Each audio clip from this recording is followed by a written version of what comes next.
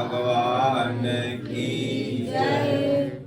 बोलो जय सिया राम, जय जय सिया राम। बोलो जय सिया राम, जय जय सिया राम।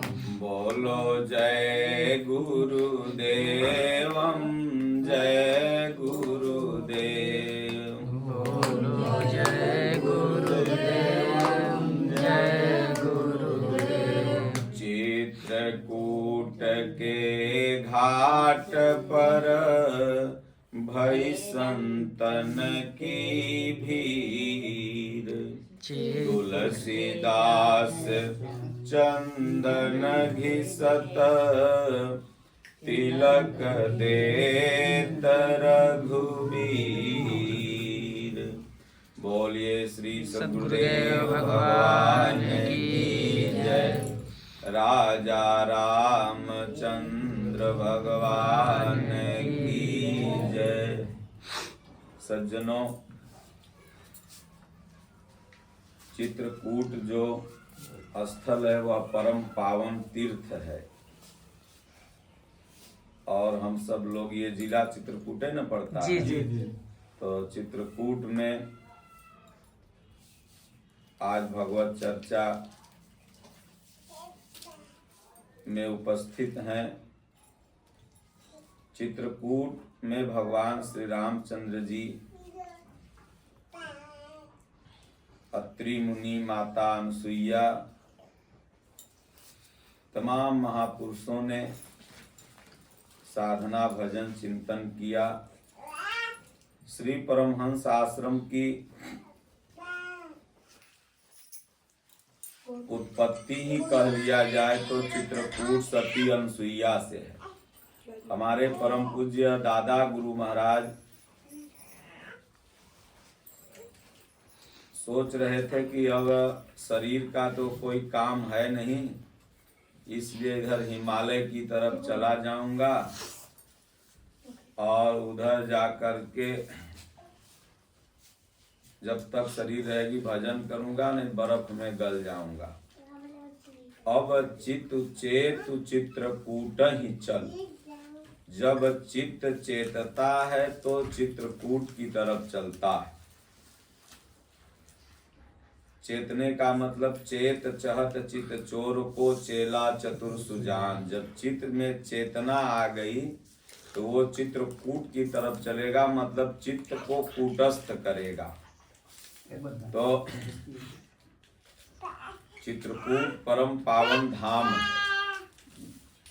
तो दादा गुरु महाराज स्टेशन पर थे। एक भगत ने कहा, महाराज कहाँ जा रहे हो? उन्होंने कहा, जम्मू कश्मीर। बोले वहां तो ठंड पड़ती है। 3 बार स्टेशन पर, रेलवे स्टेशन पर 3 बार दादा गुरु महाराज के जीवन में घटना घटित होती है। पहली घटना रेलवे स्टेशन पर घटित होती है कि भगवान कहते हैं कि अब राम ओला स्टेशन पर आ गए हो, लेकिन नीचे मत उतरना, नहीं तो भगवान के आज्ञा का उल्लंघन होगा। तो वहां दादा गुरु महाराज नीचे उतर जाते हैं। दूसरी बार स्टेशन पर वही घटना घटित होती है कि दादा गुरु महाराज जो परमहंस जी परमानंद जी महाराज थे, जिनके आश्रमों की शाखाएं हजारों में हैं। आपके बगल में यहाँ कटरा करका में भी जो आश्रम है वो वही शाखा है, जहाँ पर बड़े ही परम तपस्वी महापुरुष मौनी महाराज रहते थे। तो ऐसे ऐसे हजारों शाखाएं हैं। तो दादा गुरु महाराज को वहीं रेलवे स्टेशन पर ही दूसरी बार जब वह व्यक्ति मिलता है तो कहता है, महाराज वहां जा रहे हो तो कुछ ऊनी वस्त्र मैं सिलवा देता हूँ। और तब तक ये अंगूर काले काले, तो महाराज कहो जामुन जैसा लगता था। पूज्य गुरु महाराज हमारे स्वामी जी कहते हैं, यथार्थ गीता के प्रणेता, कि महाराज जी कहा करते थे, वो करिया अंगूर पहली बार हमने जीवन में खाया, तो वह अंगूर एक ठो लेके मुँह में डालें और चला गया भगत, क्या नाम है, कपड़ा सिलवाने, गर्मी का, ठंडी में गर्म कपड़ा चाहिए ना जी। और पंजाबी लोग वास्तव में भक्त तो हुआ ही करते हैं, प्रायः संत सेवी हुआ ही करते हैं। देखते हैं कितना गुरु गोविंद सिंह जी महाराज 10 गुरुओं की, वाहे गुरु ग्रंथ साहब की सेवा करते हैं। तो महाराज ने कहा मन ही मन के, भगवान क्या हमारे रहने के लिए भी धरती पर कहीं जगह है? तो एक तरह से आकाशवाणी ही हुई कि अगर रहना चाहते हो उसी स्टेशन पर, रेलवे स्टेशन पर दूसरी घटना घटी कि चित्रकूट जाओ। तो दादा गुरु महाराज आध्यात्मिक संत थे, सोचे भाई चित्त को कूटस्थ करना ही चित्रकूट है। तो ठेठ भाषा में कहते भी थे दादा गुरु महाराज के, साधु और बनिया के चूतर पूजाता है। मतलब एक जगह जब स्थिर होके बैठ जाएगा और बनिया रोज दुकान बदलेगा तो कोई जाएगा, और अगर बनिया कहीं एक जगह बैठल कहेगा एक फलना के पास जाओ, बढ़िया सौदा देता है, बड़ा विश्वसनीय है। तो भगवान ने कहा अगर शरीर से रहना है तो चित्रकूट जाओ। अब वहां से महाराज घूम चले चित्रकूट की तरफ। वो बेचारा कपड़ा सिलवा के लाया होगा, भगत पर क्या बीती होगी अब तो वही जाने। लेकिन महाराज तो भगवान के आदेश पर चलते थे। साधु जो होता है तो चित्रकूट के घाट पर भई संतन की भीड़। ये जो चित्रकूट नगर है ये घाट है, और यहाँ संत महापुरुष आज भी, मध्य प्रदेश में श्री परमहंस आश्रम सबसे ज्यादा है, और ये जो एरिया आप लोग का है ये मध्य प्रदेश उत्तर प्रदेश का बॉर्डर ही है। इधर भी देखने को बहुत आश्रम मिलते हैं जहाँ छोटे छोटे महात्मा भजन कर रहे हैं कुटियों में। तो तुलसीदास चंदन घिसत तिलक देत रघुवीर, तुलसीदास चंदन घिसते हैं, संत महात्मा प्रतिदिन भगवान का भजन करते हैं और ठाकुर जी को अपने चंदन लगाते हैं। तो राम जी आए, जैसा कहा जाता है कि गोस्वामी तुलसीदास जी भगवान श्री राम का दर्शन नहीं किए थे। चोरवा सब कर लिया था जब उनका रामायण चुराया गया था जो, लेकिन ये नहीं कर पाए थे। तो रोज हनुमान जी से कहें कि हनुमान जी दर्शन तो करवाइएगा राम जी का। तो हनुमान जी मने मने कहें अरे तो रोज तो भगवान आते हैं, रोज आपसे चंदन लगवाते हैं। तो कहें हम पहचाने तब न जाने कौन से गुण पर दया निधि रीझ जाते हैं।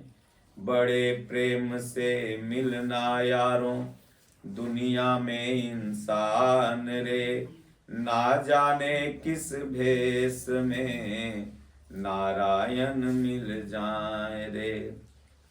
भगवान किस भेष में कब आ जाए कौन जाने, भेष तो बदल के भगवान आते ही थे। तब हनुमान जी को उन्होंने कहा आप जब तक नहीं चाहोगे तो कैसे पता चलेगा। तो हनुमान जी सुग्गा बन गए ऊपर। भगवान जब आए तो वहीं बक दिए बस। गोस्वामी तुलसीदास जी धन्य हो गए दर्शन करके। बोले प्रभु रोज दर्शन चंदन लगवाते थे, हम आपको पहचान नहीं पाते थे।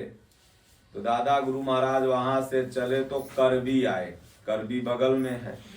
तीसरी घटना भी करबी रेलवे स्टेशन पर ही घटती। करबी जब दादा गुरु महाराज पहुंच जाते हैं तो भजन में जब बैठते हैं तो उनको अनुभव में आता है कि एक सुंदर दमकती हुई चेहरे वाली माई आती है, हाथ में मणि रहती है और वो मणि देती है परमहंस जी परमानंद जी महाराज के हाथों में। बोली ये मणि ले लो परमहंस जी और रात भर सोना मत। तो एक दिन 2 दिन तो रात भर दादा गुरु महाराज नहीं सोते थे, उनके लिए आम बात थी। और वो दृश्य गायब हो गया। आंख खोले तो कहीं कुछ नहीं। बोले वैसे भी भजन तो हमको करना ही है, रात भर सोना ही नहीं है। और क्या नाम है, वही जो यात्री सेट बना होता वहीं बैठ के दादा गुमराज भजन लगे करने। तो 2-2:30 बजे तो कहें इतना नींद लगे उस दिन की, मानो कि कई दिन से हम नहीं सोए, लेकिन फिर भी नींद से लड़ते लड़ते कहीं उठ जाग मुसाफिर भोर भई, अब रैन कहाँ तू सोवत है। जो सोवत हैं सो खोवत हैं, जो जागत हैं सो पावत हैं। टुक नींद की अखिया खोल जरा, प्रभु जागत हैं तू सोवत है। ठंडी के महीना में इतना बढ़िया नींद आता है कि 4 बजे अगर कोई जगावे तो लड़का सब कहता है आदमी 5 मिनट और सो लेने दो, यानी 5 मिनट लगता है कि पैसा वैसा मिल जाएगा, 5 मिनट सूत लेगा। तो दादा गुरु महाराज कहें कि हो 4 बजे तक किसी तरह से हमने काट लिया। हमने देखा कि अब तो 4 बज ही गया है, भोर हो गई, ब्रह्म बेला। तो थोड़ा सा पीठ हुए स्टेशनवा पर ऐसे सटाए और झप देना नींद आ गई। नींद आ गई तो क्या नाम है,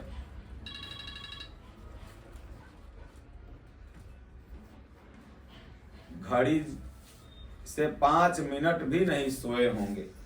और जब नींद आई तो क्या देखते हैं, एक काली कलूटी औरत आती है और हाथ में जो मनी रहती है उसे ले लेती है और फिर वही एक मदार सा काला सा फल हाथ में रख के चली जाती है। आँख खुलती है तो कहें कि वो स्टेशन पर घड़ी लगी रहती थी पहले बड़ी बड़ी, जब ताके तो 4:05 हो रहा था। बोले 5 मिनट के लिए। फिर कहें अब सो परमहंस जी लेट गए,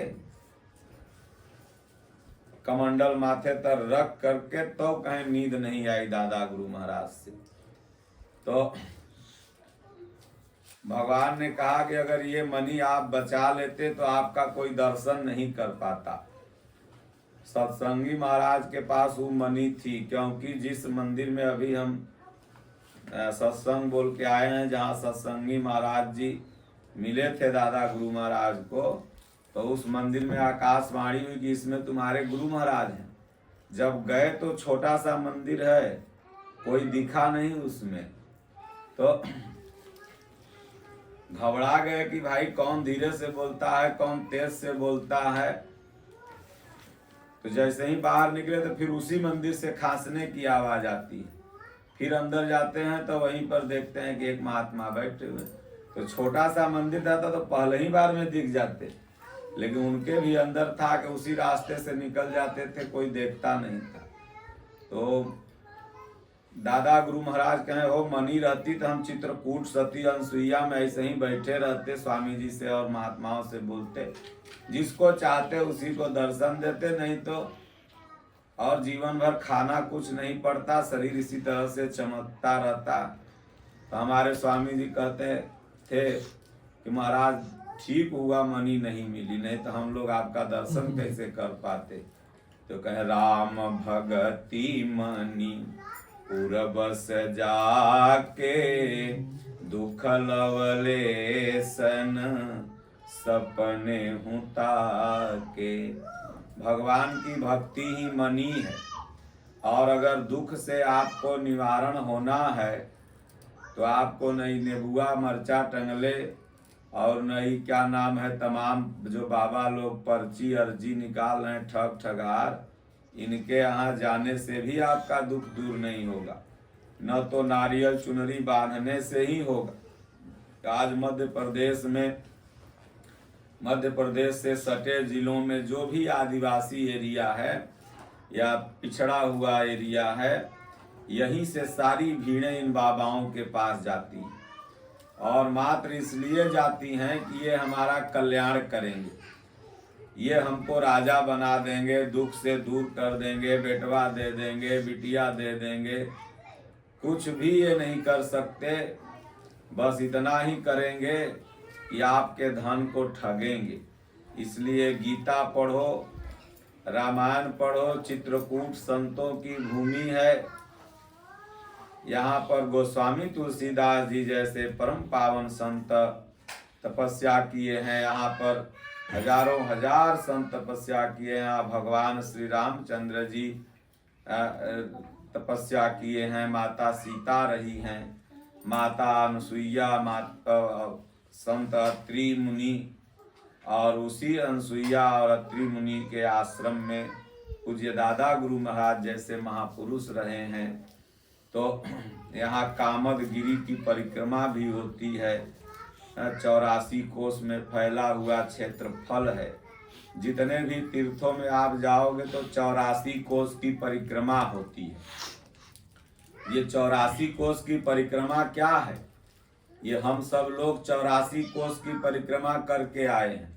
ये 84 लाख योनि 84 कोस का परिक्रमा है। 84 लाख योनि जो घूमे ना, कुकुर बने, गधा बने, सियार बने, चिंटी बने, चिंटा बने, अंडज, पिंडज, स्वेदज, उद्भिज, ये 4 प्रकार के जीवों में जो 84 लाख की यात्रा हमने किया, यही 84 कोस की परिक्रमा है। 12 सते 84। तो अब इसी को 7 भक्ति का सोपान है। तो 12 सते 84 मतलब के क्या नाम है? जब ये भक्ति पक्ष में आप लग जाएंगे तो धीरे धीरे कहते हैं 84 से उपराम हो जाएंगे। इसलिए आप चित्रकूट जाओ, अयोध्या जाओ, वृंदावन, मथुरा, काशी, प्रयागराज, कहीं भी क्षेत्र में जाओ, सारी परिक्रमाएं 84 कोस की ही होती हैं।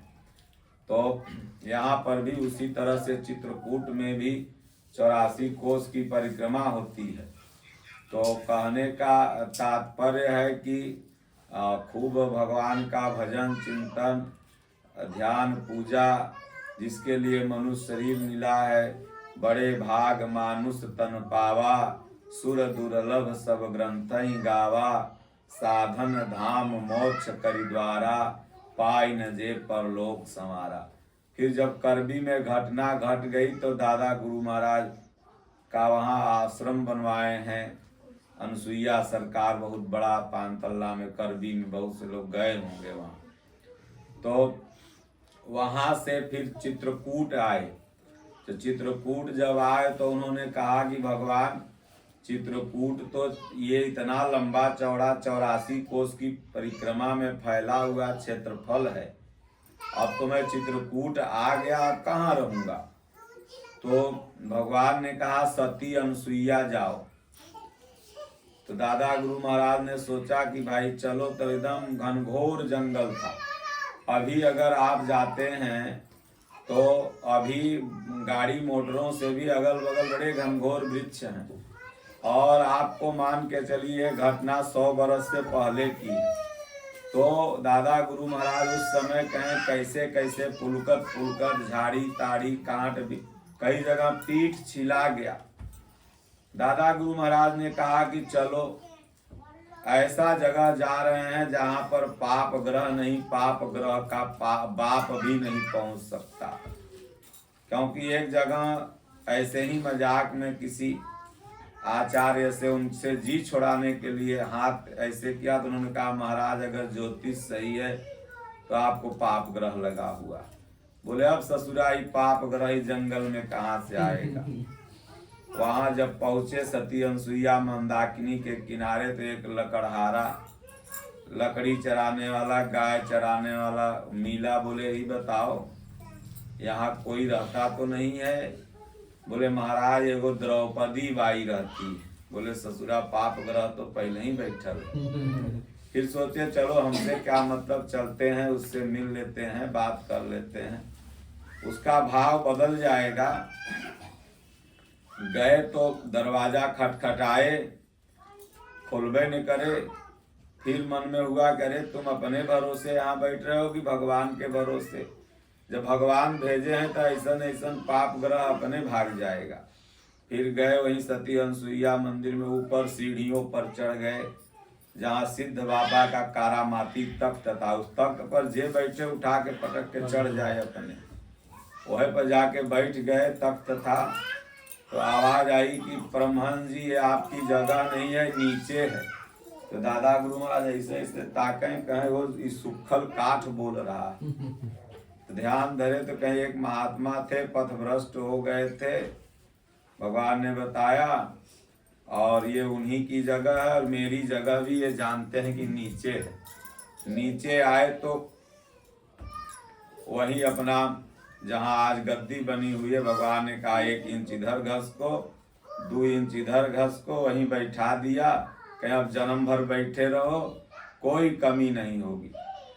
अब क्या नाम है, 14 दिन तक भूखे रह गए। जब 14वां दिन पेशाब निकला तो खून साथ में आया।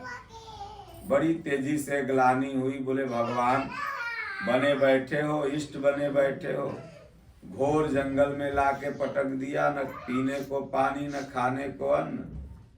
तो रूखे स्वर में आवाज आई कि खाना है तो कल से खाओ। सुबह हुआ तो एक आदमी 10-20 किलो चना लेके माथा पर उस सीढ़ियों पर से आया और उसी सीढ़ियों पर रख दिया। दादा गुरु महाराज देखे तो बोरा में चना था, 1-2 मुट्ठा खाए, मंदाकिनी का पानी पिए। तब फिर दिमाग जब खुला तो बोले भगवान ने रूखे स्वर में क्यों कहा कि खाना है तो कल से खाओ। तो अंदर से अनुभव में आया कि अगर 21 दिन नहीं खाते तो जीवन भर खाना नहीं पड़ता। तो बोले भगवान आप भी कितने कौतुकी हो, शुरू में बता देते कि 21 दिन नहीं भोजन करना है तो हम नहीं मांगते, लेकिन फिर आप बताते भी नहीं हो, इधर खिलवा भी देते हो। तो उसके बाद से फिर नियमित खाने की व्यवस्था होने लगी। जैसे मैं करका आश्रम में गया और तमाम आश्रम में, देखने में कितना वीरान जंगल इस समय, और जब ये महापुरुष उस समय आए होंगे तो और वीरान रहा होगा। लेकिन भगवान की उनके भोजन की व्यवस्था, दवा की व्यवस्था सब करते हैं। तो दादा गुरु महाराज की नियमित व्यवस्था चल पड़ी और उसके बाद तमाम शिष्य हो गए। फिर पाप ग्रह भी टल गया। तो चित्रकूट सती अनुसुईया से ये 7 महापुरुष निकले, जिनमें 3 महापुरुष प्रमुख हैं। एक धारकुंडी बगल में ही है, वहां पर विराजमान हुए। एक अनुसुईया महाराज जी अभी शरीर से नहीं रहे, और एक हमारे गुरुदेव भगवान यथार्थ गीता के प्रणेता जो अभी शरीर से हैं, 100 बरस उम्र लगभग हो गया है। विंध्याचल में आपका शारीरिक निवास है। तो ऐसे 7 महापुरुष रामायण में, मानस में 7 कांड है, भक्ति में 7 सोपान है। दादा गुरु महाराज के 7 महापुरुष निकले और उनकी विद्या, उनकी वाणी का आम जनमानस पर और पुण्यात्माओं पर एक प्रभाव डाला, एक ज्ञान का प्रकाश दिया, जिससे आज करोड़ों लोग भारत में आध्यात्म की राह पर चल करके अपने आप को कृतार्थ समझते हैं। प्रतिदिन गीता पढ़ते हैं। पूज्य गुरुदेव भगवान को ये चित्रकूट में ही गीता मिली थी। महाराज तो पढ़ने लिखने के खिलाफे में थे। क्या नाम है, परमहंस जी महाराज और स्वामी जी भी पढ़ने लिखने पर थोड़ा भी विश्वास नहीं करते थे। बोलते थे जो हम लिखने पढ़ने में ये समय नष्ट करेंगे, उतना देर तो हम भगवान का चिंतन करेंगे, भजन करेंगे। क्योंकि धारकुंडी महाराज ने उन्हें बताया कि जो हम लोग बातें कर रहे हैं ये भी समय नष्ट हो रहा है, जो रामायण गीता पढ़ रहे हैं ये भी पुण्य केवल बढ़ता है, समय तो नष्ट हो रहा। तो स्वामी जी ने उसी दिन संकल्प लिया कि अब एक श्वास भी हमारी ये सांस नाम जप के बिना नहीं जाएगी। तो चित्रकूट में ही साधनारत सती अनुसुईया में थे महाराज जी। तो गीता के प्रति थोड़ा रुझान था, मन में था कि गीता पढ़ेंगे, गीता पढ़ेंगे। पैसा भी जो चढ़ता था दादा गुरु महाराज का वो स्वामी जी ही रखते थे, लेकिन गुरु का पैसा मजाल नहीं था कि अपने लिए खर्चा करना। संकल्प प्रबल होते जा रहा था। तो एक बगल के पंडित जी ही थे, दादा गुरु महाराज के पास वहीं गद्दी के पास लाके गीता रख दी। स्वामी जी जब उधर से निकले तो देखे गीता पड़ी हुई थी, तो बड़ी तेजी से लपके और हाथ में लिया, जैसे यथार्थ गीता है वैसे हाथ में लिया और कहे महाराज ये किसका है? तो दादा गुरु महाराज करे तोरे तो है और किसका है, यहाँ कौन पढ़ा लिखा है? तुम्हें तो है वो पढ़ा लिखा, पढ़ा कर। तो संस्कृत तो गुरु महाराज को आवे ही नहीं, स्वामी जी को जब पढ़े तो कहें कि ये पंडित लोग लिखना भुला गए हैं, आधा त आधा म आधा ख आधा क, पढ़ने नहीं आता था। तो एक पंडित जी आवे तो कुछ बतावें, तब कहें एक आध दो श्लोक, फिर हम उसके बाद बोले अब कौन पढ़ने लिखने में समय व्यर्थ करे। जब जगतानंद में महाराज साधना करने लगे तो देखे कि सब कई ऊंट आए, उनकी परिक्रमा करके चले गए, एक ऊंट बार बार घूम रहा।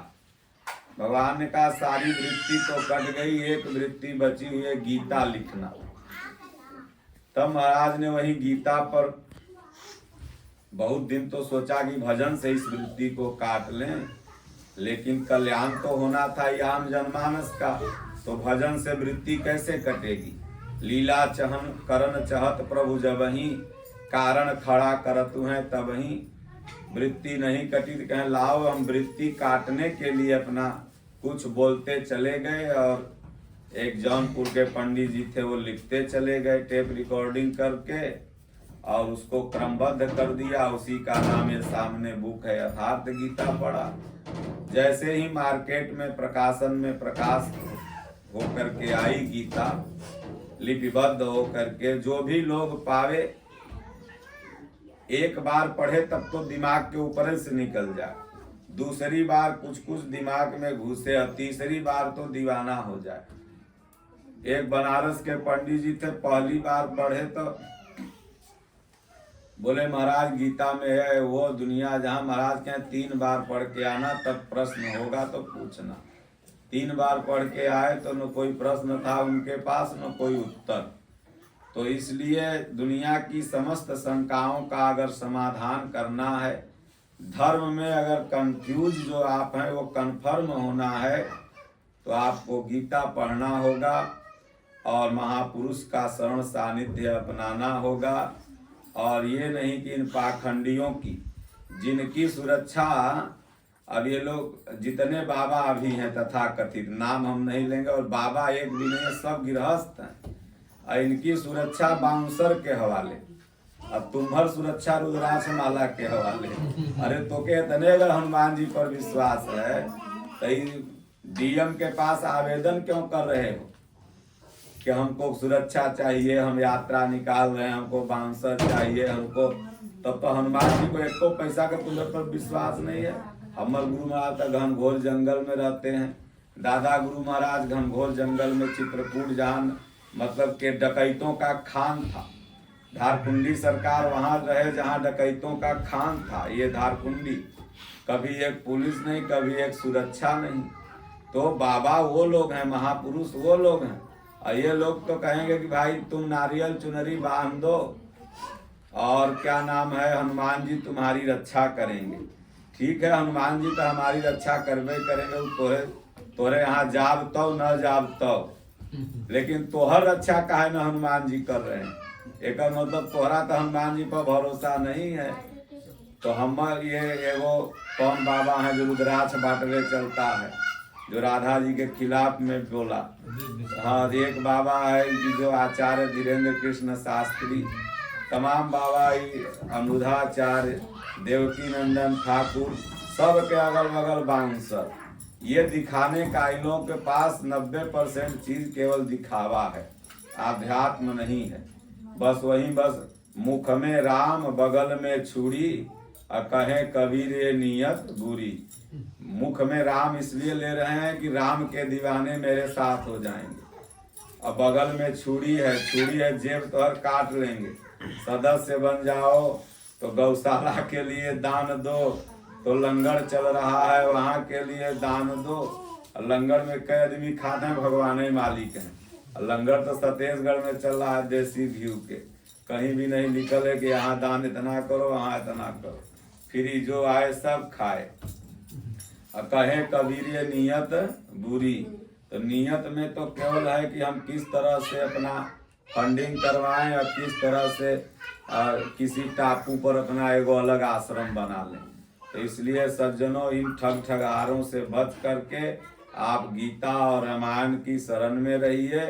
और जिनके शरण में पूरी दुनिया है, और जब उनके शरण में चल जाओगे तो कोई गोलियों मारेगा तो फूल हो जाएगा। कहीं जाको राखे साइया, मार सके ना कोई, बाल न बाका कर सके, जो जग बैरी होए।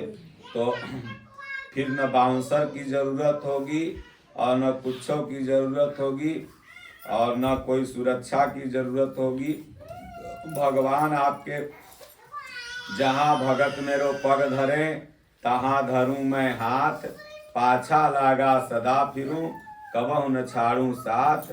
सोचिए कि दुर्दांत दस्यु थे, अंगुली माल वगैरह, जो कि मतलब सीधे अंगुलियां काट देते थे। तो इनको भी सुधारने के लिए हमारे महापुरुषों ने कोई यात्रा की थी, गए, सामने आया, हृदय परिवर्तन कर दिया। तो इसलिए कहा गया है कि लोहा से लोहा कटता है, टिट फॉर टैट, जैसे को तैसा। लेकिन क्या नाम है, अगर आप में वो ऊर्जा है, आप में वो पावर है, तो आपके पास कितने भी क्रूर आ जाएं वो एकदम शरण में हो जाएंगे, क्योंकि सब के अंदर वह हृदय में परमात्मा है, ईश्वर है, भगवान है। तो या तो आप ठीक है, आप बाउंसर रखो, पुलिस रखो, अच्छी बात है। तब दुनिया से ये मत कहो कि तुम्हारी सुरक्षा हनुमान जी करेंगे, तब ये कहो कि भाई तुम सबकी सुरक्षा बस ये सब लोग करेंगे। और अगर ये कहते हो कि नहीं हनुमान जी करेंगे, तो फिर तुम भी मत रखो। क्योंकि महात्मा गांधी ने जब ये कहा कि स्वदेशी का अपनाओ और विदेशी को भगाओ, और क्या नाम है, तो उन्होंने सबसे पहले चरखा चलाया, कपड़ा अपने पहना। जब उन्होंने सत्याग्रह आंदोलन, नमक आंदोलन, जो भी उन्होंने आंदोलन किया, तो उस चीज को पहले अपने फॉलो किया, तब पब्लिक को कहा करने के लिए। तो तुम तो फॉलो कर नहीं रहे हो, अब पब्लिक के कह रहे हो कि सुरक्षा हनुमान जी करेंगे।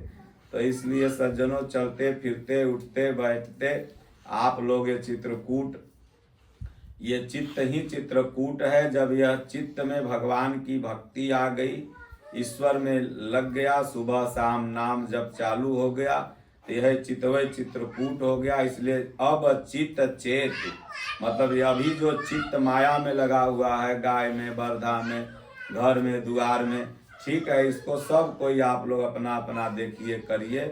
लेकिन सुबह शाम चेतो, अब चित्त चेतु। ये दिन भर तो कुछ भी कर लो, लेकिन शाम में चेत करके चित्रकूट ही चलो। तो चित्रकूट माने क्या, वही पंडा पुजारी के यहाँ जाके माला लपटवा करके घूमो तो तुम चेत गए नहीं। सुबह शाम भजन करो, राम राम जपो। यही हुआ कि अब चित्त चेत चित्रकूट ही चलो।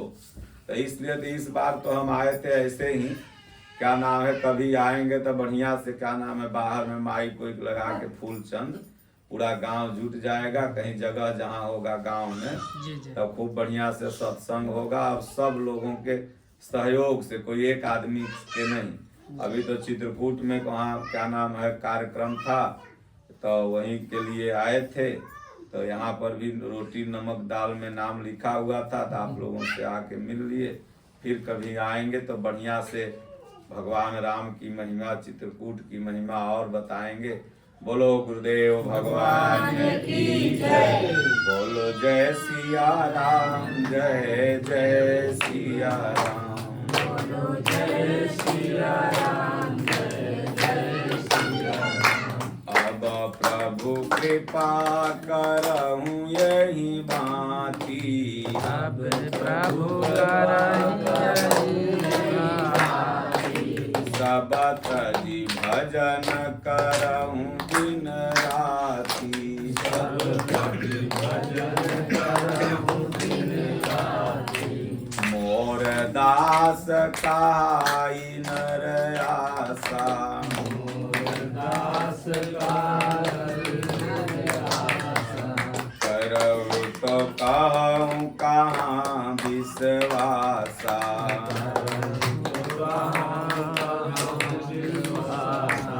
बोलिए श्री सदगुरुदेव भगवान की जय, राजा रामचंद्र भगवान की जय, बांके बिहारी